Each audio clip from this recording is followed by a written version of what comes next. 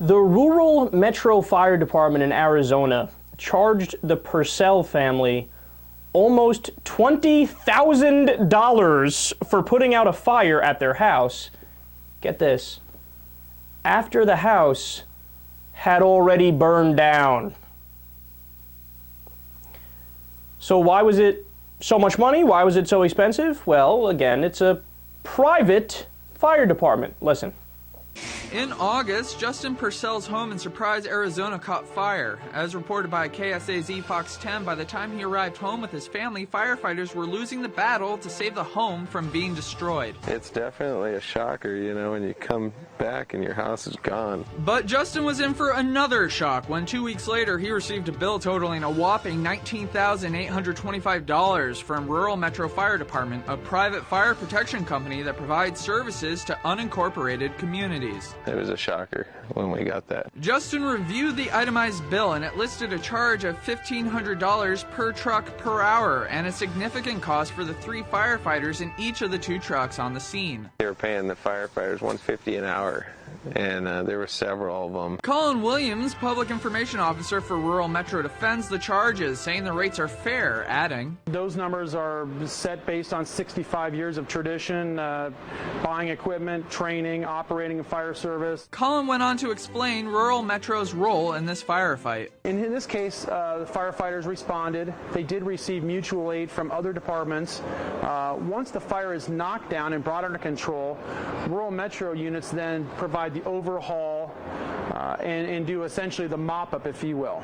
So that takes a significant amount of time and significant amount of resources. When KSAC asked to see documentation about what the mutual aid agreement entailed, they were told there is nothing in writing, and we do have what I would call a gentleman's agreement. Surprise firefighters arrived at the house within 13 minutes, and it took Rural Metro 24 minutes to arrive after the call. Their closest firehouse is 20 miles away. Neighbor Brian Repp summarized what's so frustrating about the entire situation. They got here late and his house is totally gone, okay, and then they're going to charge him with $20,000 and they let his house go?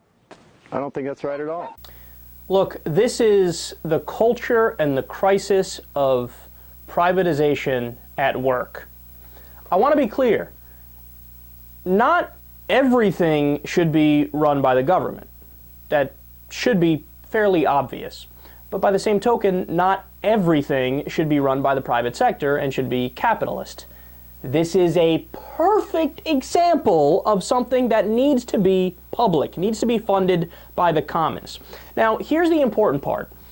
The fireman who was explaining there, oh, hey, I want to let you know why it's so expensive. Here's the breakdown, here's the costs, here's what it adds up to, and look, it's just shy of $20,000. That's just how it worked out. Now, at face value, that might seem ridiculous because, of course, the fucking house burnt down. So what is this family supposed to do? Buy a whole new house and then also pay $20,000 to the people who didn't do their job effectively? It seems outrageous, right? But they're not wrong. And that's why you cannot have a private fire department. A private company can essentially charge whatever it wants to charge unless the government steps in and does some form of rules and regulations and laws that says, hey, here are the boundaries, here's what would be considered price gouging, and here's what's acceptable and not acceptable. So these guys, they're a private company. They're charging whatever they want to charge. They say, hey, this is how much it costs for everything. It is what it is, dude. Sorry, you don't have a choice. Pay up. But this is the perfect advertisement for why a fire department cannot be private. We did another story three years ago or so about a private fire department that pulled up to a house that was on fire. They realized that that house did not pay their $40 or $80 or whatever it was that month, and they sat there and literally watched the house burn to the ground. The only reason they waited there is because the next door neighbor had their insurance, so if that one caught fire, they would have put that out and sat there while the other one burned. This is what happens when you privatize in this realm. It's an absolute mess. The better answer is if you go to everybody within a town, a locality, or a state, or even at the federal level, although it's better to keep something like this at the local level, right? But what you do is you say, okay, dude, here's how it's going to work. Everybody, who has a job, whatever, you pay a fraction of a percent of your income, or you pay 1% or 2% of your income, whatever, the experts, the economists and the budgetary experts determine, hey, this is how much we need to make it run to have a fire department, right? So whatever the number is, hey, we take 1% or 2% of your income, and then that's it, you're taken care of. The fire department is paid for. So from then on, if anybody's house catches fire, they put it out and that's it, you're done. You don't have to pay any money to them. It's part of the public, right? That's the whole point of taxes. That's the whole point of having a government. So I pose the question to you.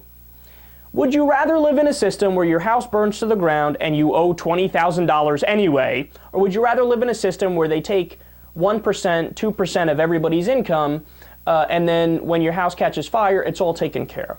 You don't need to be concerned about going bankrupt to pay back the fire department.